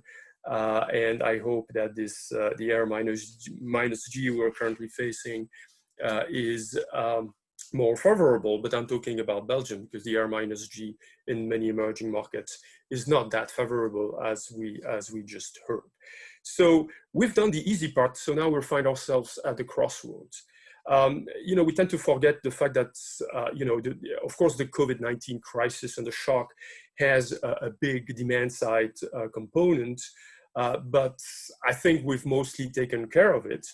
And, you know, if a vaccine doesn't come too late, I don't think demand is going to be much of a problem because there is a lot of pent-up demand. I mean, I don't know if it's the case in emerging markets, but definitely in most advanced economies, we've seen a spike in savings. And this is not just about, you know, a sudden rise in risk aversion. It's about people finding themselves unable basically to spend. So as soon as lockdowns become memory, I think the demand problem is largely going to solve by itself. However, we will be left with the supply side problem. Supply chain repairs will take time, but I think the big unknown post-COVID for most economies, regardless of whether you're talking about an advanced or an emerging market, it's about the amount and direction of the reallocation that are going to take place in the economy. Some sectors are going to shrink, others will have to grow. It's, you know, if I want to use a caricature, it's about essentially converting flight attendants into nurses.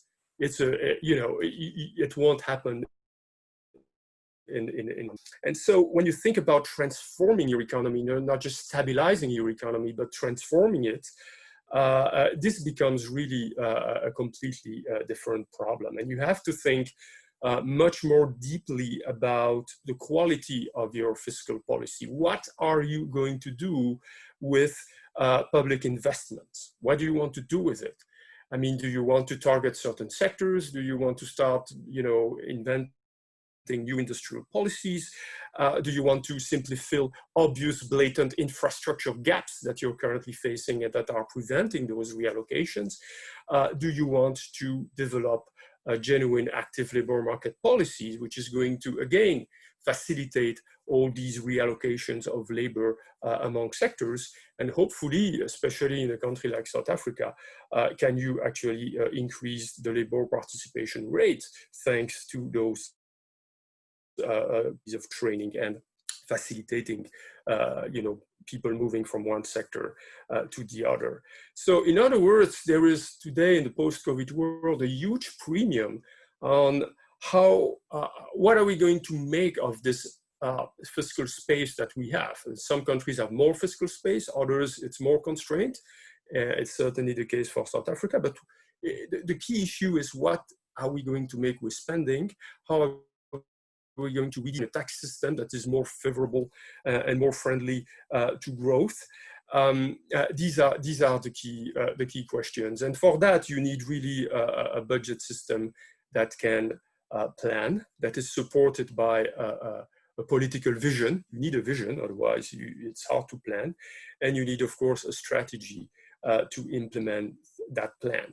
And in a context where fiscal space is not for free, definitely the efficiency of the public sector, that is the capacity of the public sector to actually, you know, maximize the bang for the buck, as they say in the US. I mean, what do you make of one rand that you put, one public rand that you put in the economy?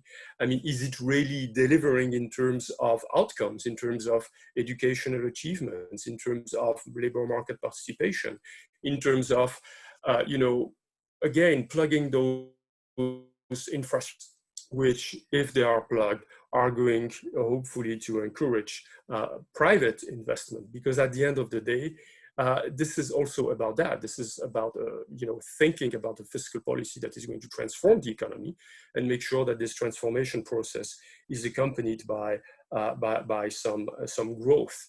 Let's not forget that when we think about fiscal sustainability, and this was the first session we had, of course, the way we like to think about public debt sustainability is by looking at the ratio between the liabilities and the GDP. And why do we look at the ratio? Because a government bond is a claim on future tax money.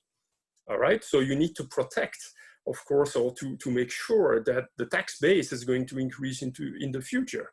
This is as important as the numerator.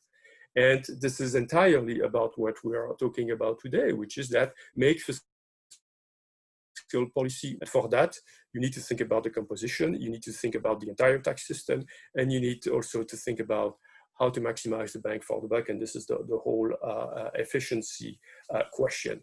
So this is going to be darn hard. I mean, I remember a talk by Eric Leeper some years ago, and he was presenting a paper entitled, "Why is Fiscal Policy Darned Hard?" And well, one of the answers that we can give is precisely because we also have to care about the supply side of things, and that gets very, very complicated. Of course, one thing we shouldn't lose sight, and Federico reminded us of that, there is the inclusion part. I mean, fiscal policy is not just about economic efficiency and stabilization, it's also about inclusion or income equality. And this is needed not for financial sustainability. We talk a lot about financial sustainability, but this is needed for political sustainability. At the end of the day, something that is not politically sustainable will not be sustained, and this will end up in tears. So I will stop here. I think I've made my point, but I've been very happy to hear what I heard today. I think there is a consensus on the fact that it's going to be difficult, but it's mostly about how do we spend, and how efficiently can we do that. It's not about just throwing money at the problem and ask the central bank to foot the bill. Thank you, Xavier. I mean, if I look at the debt to GDP graphs for the last 10 years, it is extraordinary how our debt has increased from 25 to nearly 70% and going to continue to increase from there. And we really don't have very much to show for that. Low growth, high interest costs, and very few assets have been generated. And that's not to say we shouldn't have increased debt to GDP in the way that we did, but we shouldn't be okay that we have achieved so little with it. On that, let me hand it back to Andrew. Andrew, before you slide completely into darkness, I'd be very interested in hearing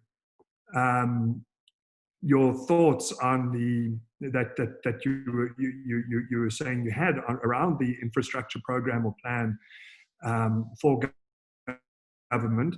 A couple of the other panelists have and one or two of the audience have asked some things of you. After that, I'd like to go back to Federico and hear his reflections again. Thank you. Okay, I do need to just say on Mamakete's comment, I don't think we're at risk of a fiscal crisis, but I want to emphasize how we are at risk of a fiscal crisis mainly because we are at risk of not achieving the economic growth recovery that we need. But I want to make some positive points on that, and I'm reminded of something that one of the old sort of greybeards in the Treasury said to me when I first joined the South African Treasury a long time ago, and this was in the context of the quite severe at the time economic decline of 93, 94. And we were sort of putting the budget together and putting growth projections together. And he shook his head and said, when the economy is doing well, the projections are always much too optimistic. People sort of add growth to the growth. When you're coming down, we're always much too slow to recognize that things are going to turn around. And I think that we will experience the same thing now. I think that I started out with those very dismal Treasury and BER projections. I don't think that the economy is going to take quite so long to recover, even left to itself. I think quite a lot needs to be done to boost the momentum of recovery. But I think having had such a long period of real, in effect, disinvestment in business, it's 7 years really since investment grew at reasonable rates.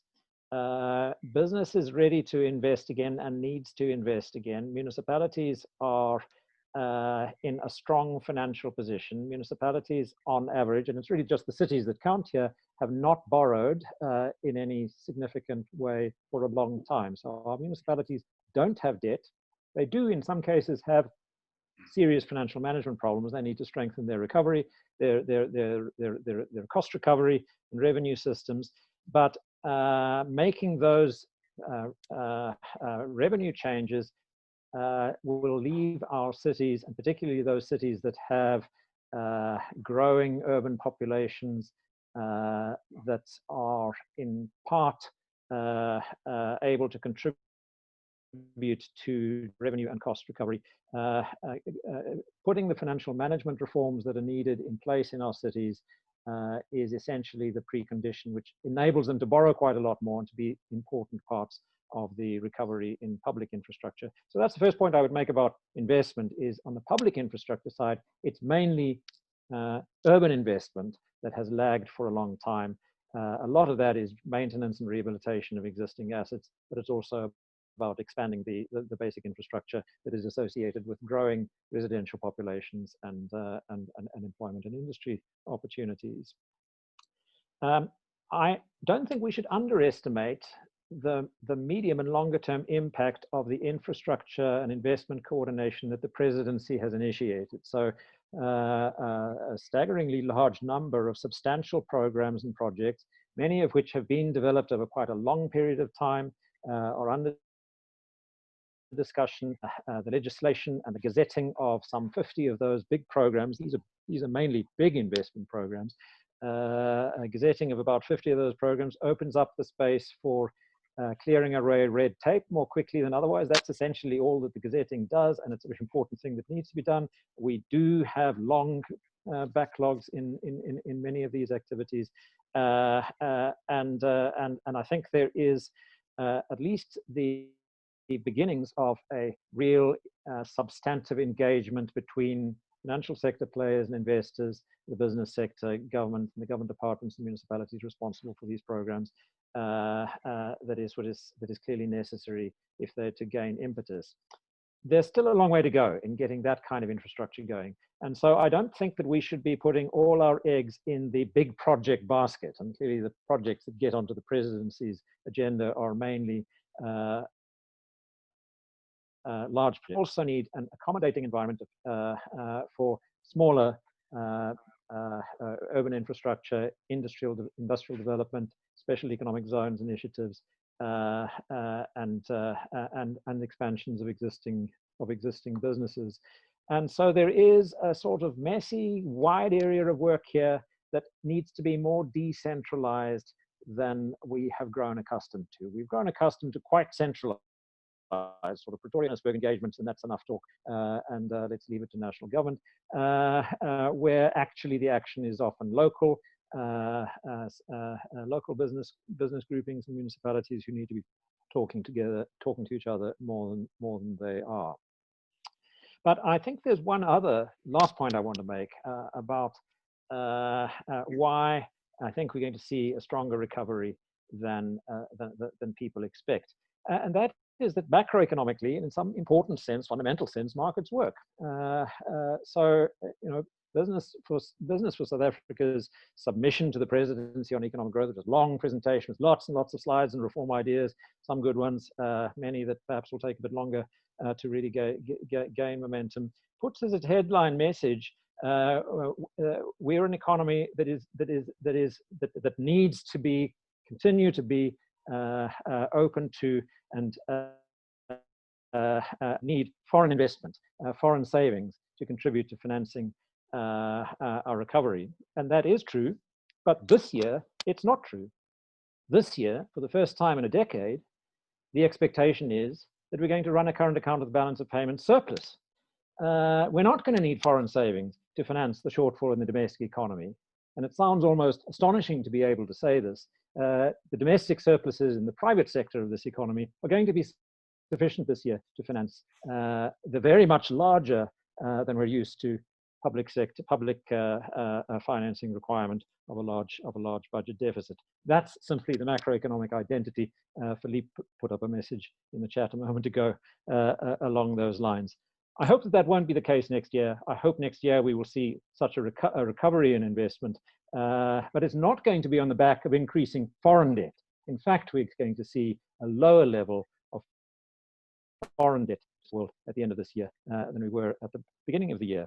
There are important financial strengths to that feature of our environment. We still have a strong export sector that has held up quite well, even in this extraordinary period of international slowdown. So. Thank you very much, Andrew. Federico, over to you. Yeah, thank you very much. I obviously think that macroeconomics is very important for stability, but you may understand that coming from a country that has been put in the same bucket with Venezuela and Zimbabwe, for me, the contribution of macroeconomics is stability, you know, and fiscal sustainability. I think that's the most important thing, but I may agree that I may come from a little bit biased position. And I'm going to take a strong point against Andrew, even though I don't know if I dare, because it seems he's moved there to the dark side of the force. You know, he looks a little bit like Emperor Palpatine. Yeah? So I'm a bit afraid. But let me make my point. Anyway, which is that I shared with you my concerns about this very lax approach to fiscal convergence. Okay, just sharing the experience that we had here. Lots of the arguments that were used here were very much the same. You know, we need to grow. We actually have to lower taxes to increase growth. And then we were hit by a financing crisis, which made everything worse. I'm just sharing the experience. I very much like the way Mamokite put it, which is the nonlinearity of this process. This is a nonlinear process. The more further away, or let's say, the closer you get to the perception of fiscal insustainability and sustainability, kind of the worse things are, and they get worse fast, and they get worse in a non-linear way. Having said that, I mean, you look at the projections for growth for the next couple of years, and you say, of course, we all want to have more growth. But increasing fiscal expenditure, at the end of the day, what does it do? Because I think what basically does it is basically suck resources from the rest of the economy. And at the end of the day, you have more consumption and you have less investment.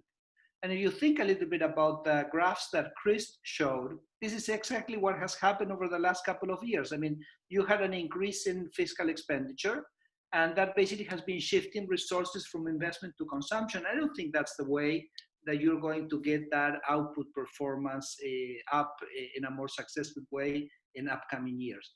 This is the reason, this work that I was mentioning, for example, of Alberto Alesina, this is the reason why they find that when you do a fiscal convergence, a fiscal correction, which is mostly focused on expenditure reduction, they're much more pro-growth than fiscal corrections that are done through tax increases. And the reason is that the government releases resources for investment, and that's actually good for growth. So, I mean, that's a little bit kind of the experience.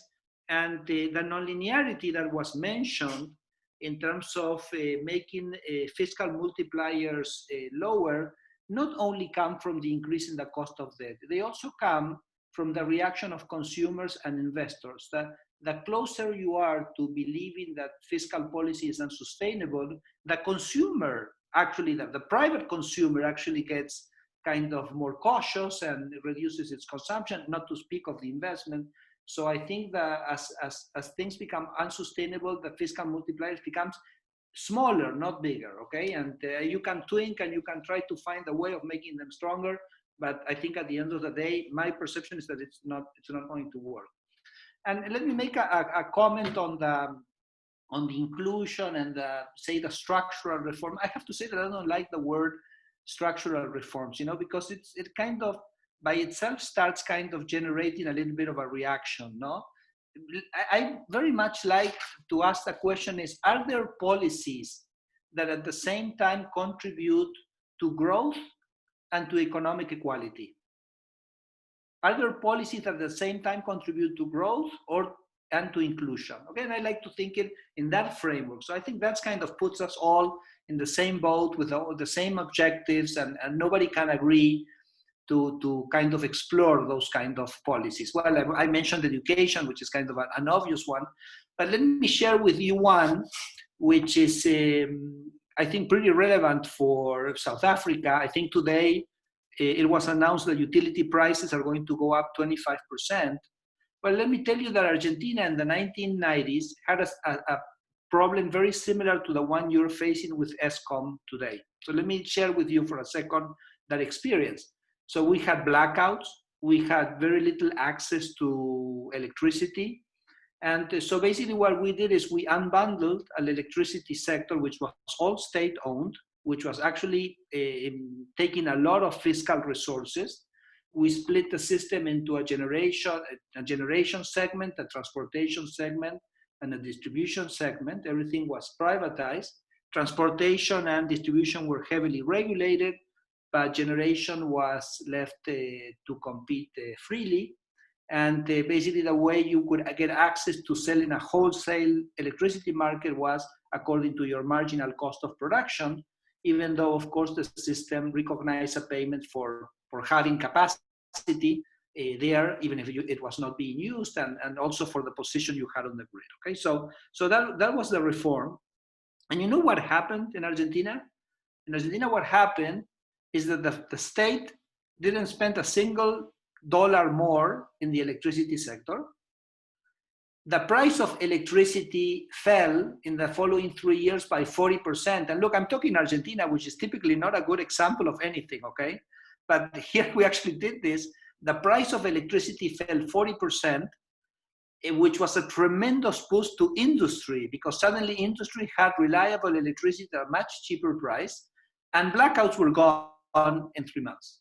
So I think, I mean, that was fiscally very strong because it basically stopped the drainage of fiscal resources into the sector. From a productive point of view, it was fantastic because industry started having electricity basically at much cheaper prices. And for accessibility and inclusion, it was also great. So I think, I mean, there has to be a discussion as to why these things that both help for growth and both help for inclusion are not being pursued.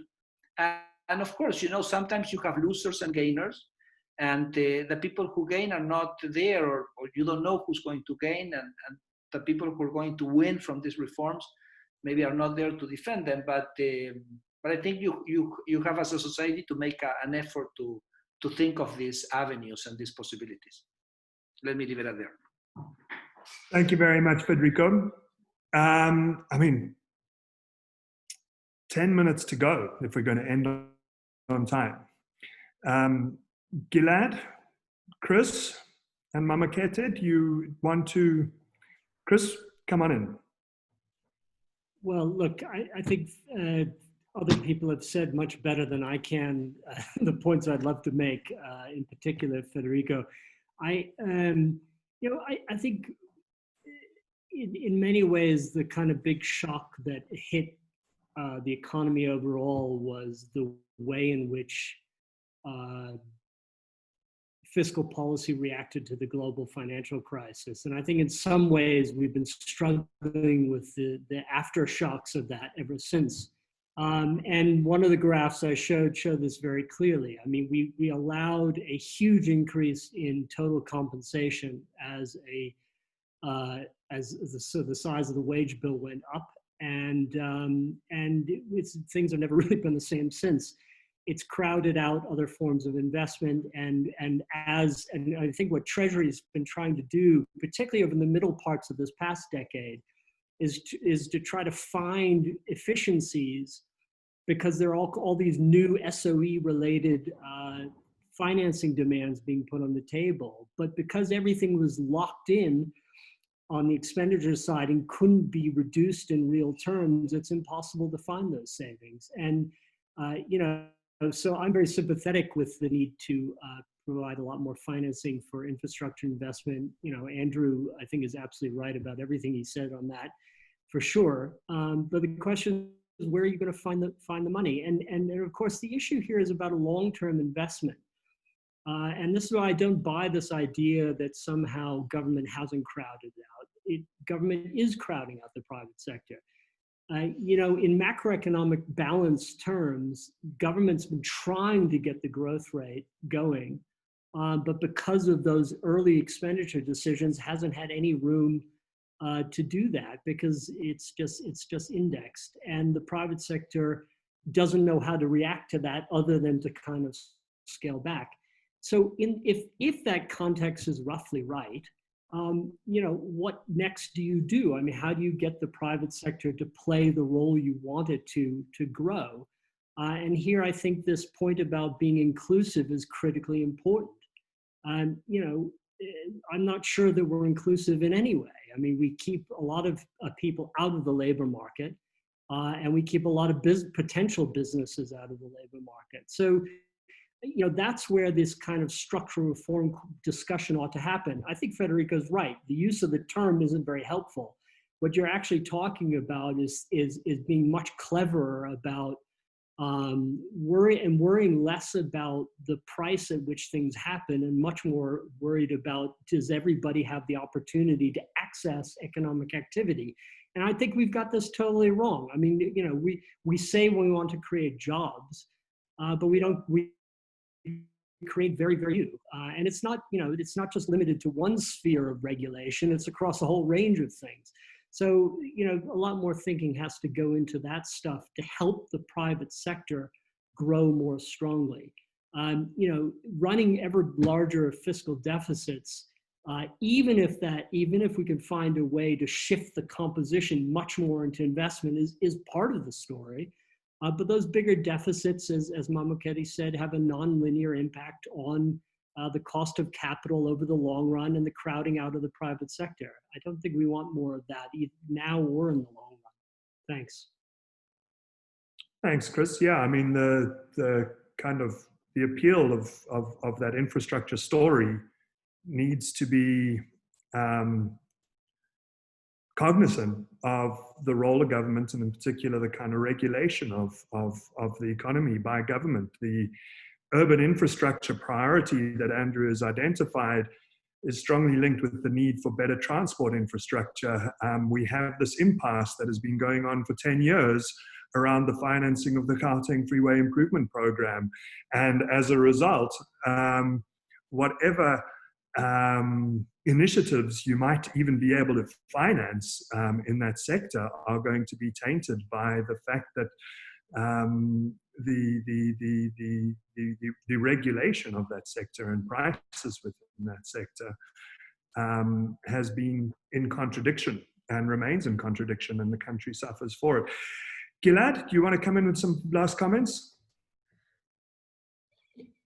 Yeah, thanks, Matthew. I just want to make one comment. I'm going to leave aside this question of crowding out, which, you know, as we've seen, there's like a different view, and I think that's partly empirical, but it's partly is like a theoretical starting point in what drives investment in the economy and the like difference between a Keynesian and a neoclassical view of that. So that, I think, is like a whole kind of long conversation, which I'm just going to park. You know, in my last point would just be that in thinking about this workshop and in thinking about this issue, I've been really sort of nervous about where South Africa's at, and I see two, like I see that there's two like paths, and then there's this middle which we trapped in at the moment. And maybe this is a more political economy point.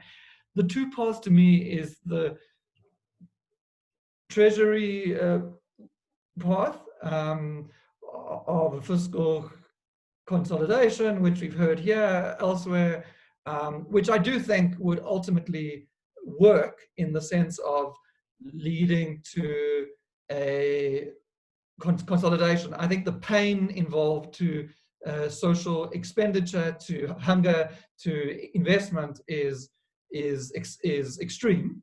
But if implemented in its full vision, is potentially achievable of that form of consolidation with various caveats.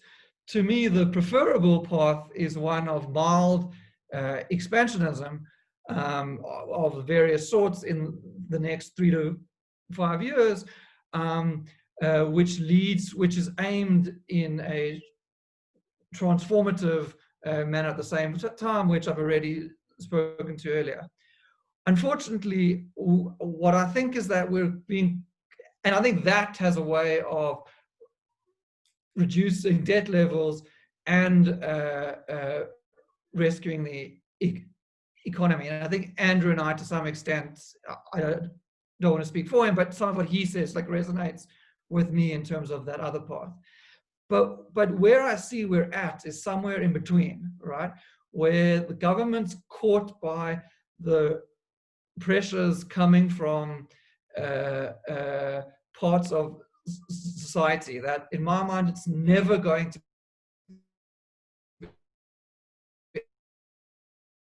be able to fiscal cuts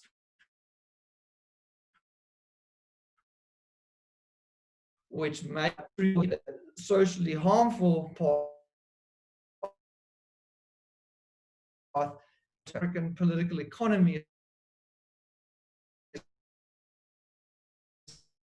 such that in the top and so on, which that path entails, just aren't going to fly.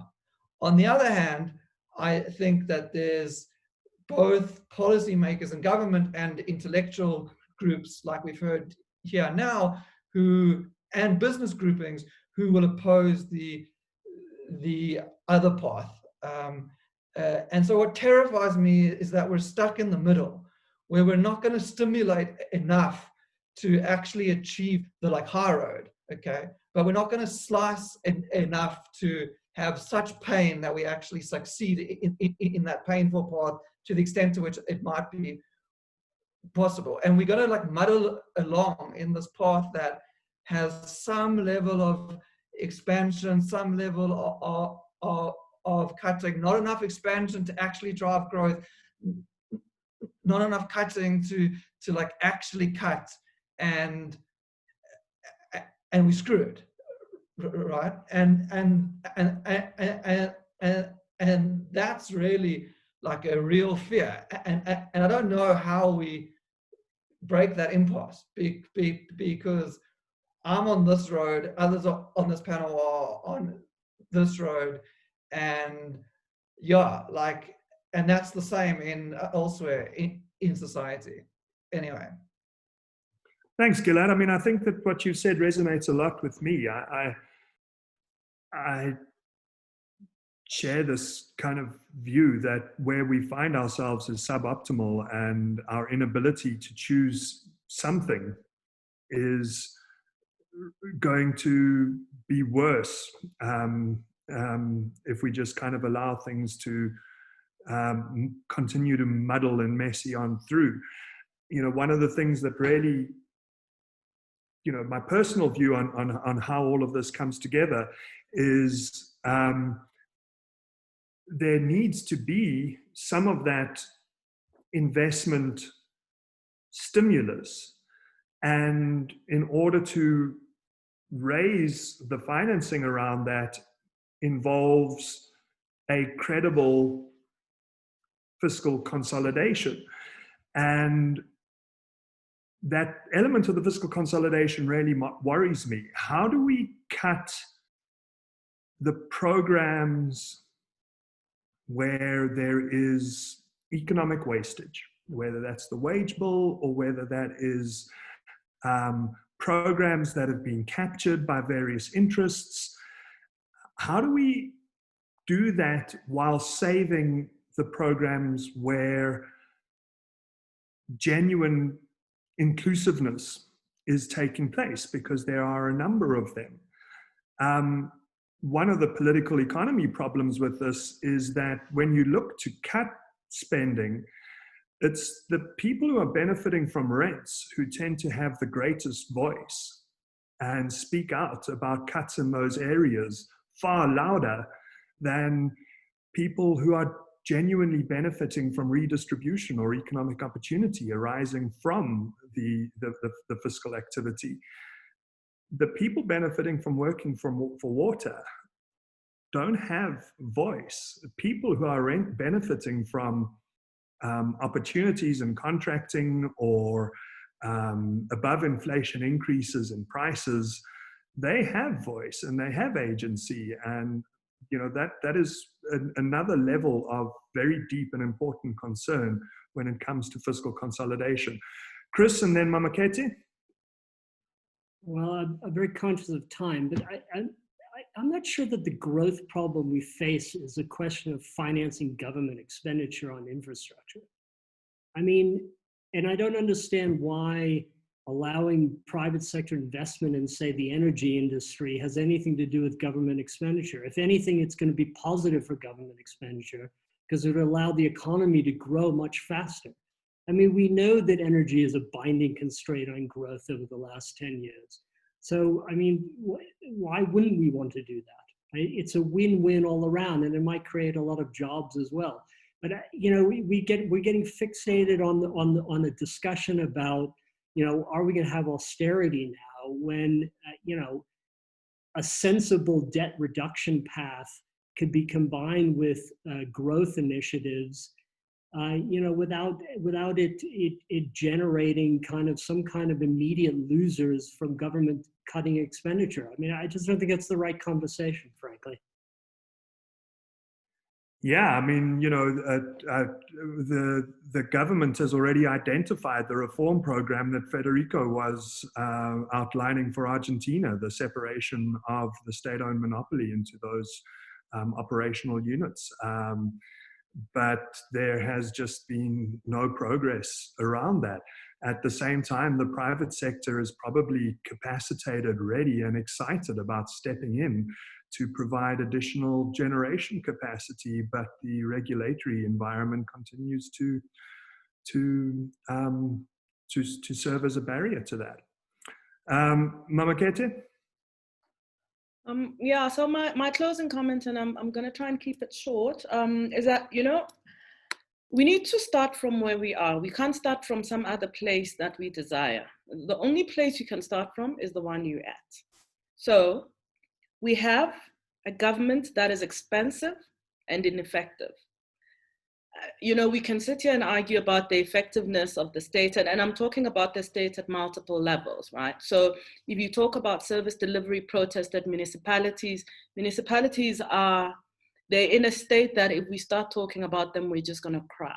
So, and municipalities are expensive because if I look at my rate bill year in and year out, and the inflationary impact of that comes through, it's obvious. SOEs are expensive and ineffective. The fact that Transnet has an ROE of 0% just boggles my mind, right? We're not gonna talk about ESCOM. So for whatever reason, maybe the reasons are corruption, their governance reasons, whatever the reasons are, but the state is currently not particularly effective. You look at how much money we spend on education versus outcomes, hugely suboptimal. So this is the status of play. And we've got a lot of debt, and we've got to somehow turn the ship around. This economy has got a lot going for it. There's a lot of levers that we can pull. So I'm not going to be saying you want a big state, small state. I think if we start to think about where are we and where we're trying to go and what levers are available in the system that we can pull, that'll get us closer to that. That probably is the more appropriate question to ask versus, there are these poor people. Of course, we know we've got an enormous amount of poverty, an enormous amount of exclusion. And that's why I agree with Federico to some extent, Chris, to say what are the policy tools that we have available? What can we pull those levers? And maybe if we think about it from that perspective versus there's an ideal place that we should have been, maybe could have been, maybe should be versus where we are. We're gonna, and then we're making decisions on a point by point basis. That to me feels like a more rational way of approaching things.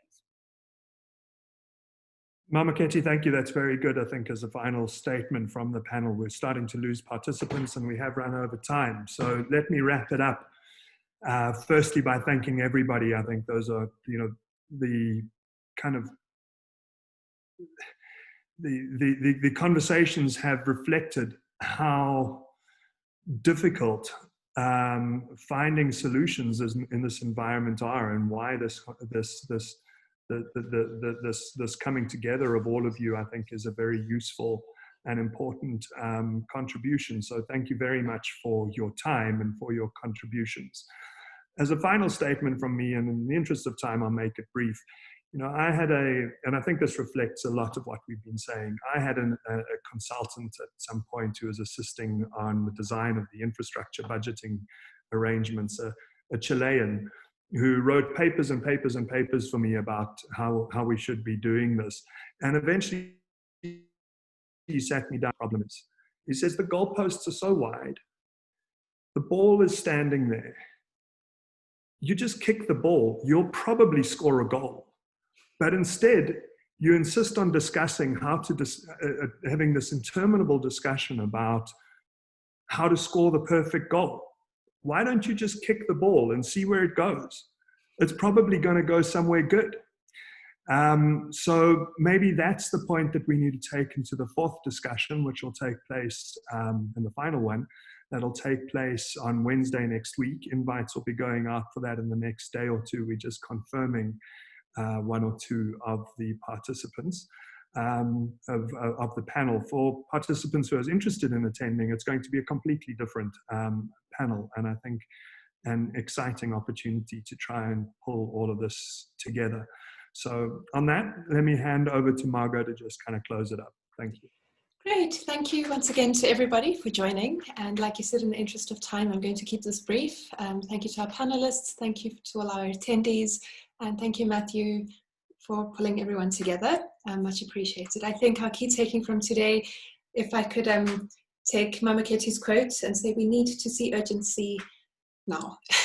So I think our next one will definitely tap more into that and to how we can go about it. So thank you. Same time, same place next week, and see you there.